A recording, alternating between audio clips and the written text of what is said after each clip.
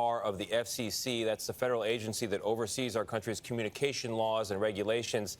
Commissioner Carr, good morning. I want to clarify, you don't have direct control or regulatory power over TikTok. Now, that could change, but you have been leading and shaping opinion on this issue.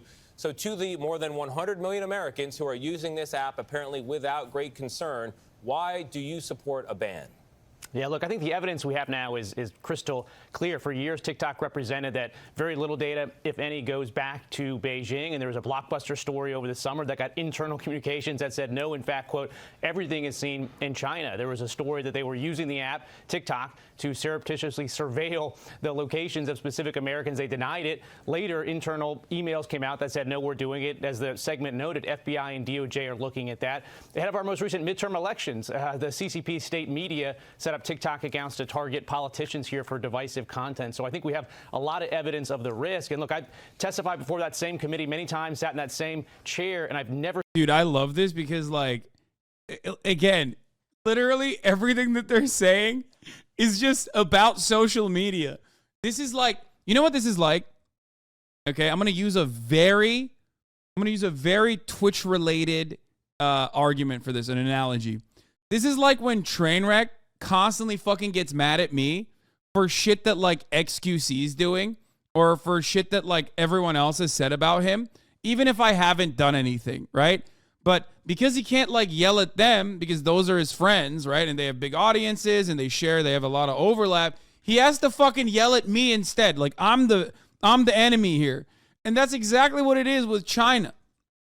Like every single thing this guy's saying is about every social media platform. Like the argument is for every social media platform, except on top of that, they're just saying China. And it's weird. It puts me in a weird predicament. It puts me in a weird position because like they're not wrong. The things that they're talking about are bad. Like it is bad. They're right. It's just that it's not going to stop. They're just only mad because China's doing it. Does that make sense? It's such a weird thing to watch where I'm just like, dude, I totally agree with you, but also like, what the fuck are you saying? Yeah, Facebook knew their algorithms were fucking up the minds of adolescent children, causing them to be depressed and even on the even attempt to commit suicide, and have a fucking whistleblower bring it to light. I'd rather have China own the same thing. At least I'm helping fund a bullet train or some shit. No, they're not. That's not happening. No, I don't care. I don't care who owns it. I don't give a shit if China owns it. I don't give a shit if Argentina owns it. Okay? I just do care about like the government regulating certain aspects of this though. Does that make sense? Never seen anything like that. Really, the day could not have gone any worse for TikTok. Do you think we'd be having this kind of conversation if TikTok were owned by, say, a Swedish company or a Finnish company like Angry Birds or Spotify, for example? Is it about it being Chinese that's really driving all this concern? He's going to say, look, we have a baseline level of concern with all applications. Here's a good, that's actually a very good question. Now, the reason why he can ask that question is not because he's like looking for biases in the situation. They both already are China bad. The reason why people can like basically get away with being like, yeah, no, I think it's an additional concern that China owns it. In any other situation, people will be like, wait, what? Really? Like, that's fucking crazy. Not on this one, though, because everyone is already operating under the behest of, no, that's not a very rare U.S. media W. You don't understand. They already have manufactured the consent, which is precisely the reason why they can get away with literally openly stating it. Do you not get it? No one will fight back against you except for like some of the worst nerds on the planet that say it's xenophobia. Do you not get it? This community is one of the few communities where there's like a more neutral stance towards China, and that's why like a lot of people go, "Oh, dude, you're a fucking communist." You know what I mean?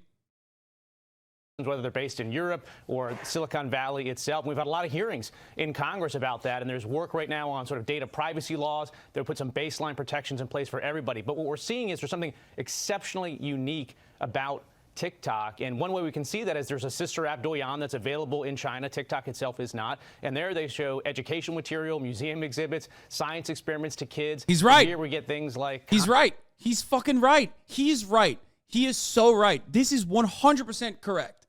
But it also pertains to every single social media platform. Facebook, TikTok, YouTube, all of it. He is right.